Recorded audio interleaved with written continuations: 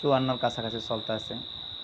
এই দেশ স্বাধীনতার পর থেকে আওয়ামী লীগ, বিএনপি তারাই এই দেশ শাসন করছে।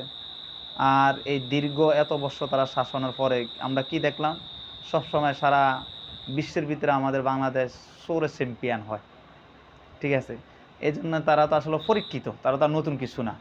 তাদের আমলেও দুর্নীতি হয়েছে, বিএনপির আমলও হয়েছে, আওয়ামী লীগ আমলে যেটা আমরা দেখছি।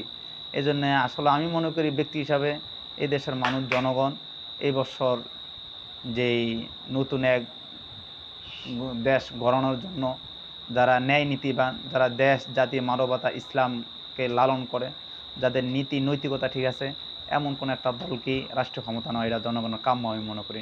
আমরা জানি যে আওয়ামী লীগ, বিএনপি দুই সরকারকে বাংলাদেশের জনগণ চায় না। সেক্ষেত্রে এখন জামাত ইসলাম আর ইসলামী আন্দোলন বাংলাদেশ, পাশাপাশি গণ অধিকার পরিষদ, তিনটা দল আছে, তাদেরকে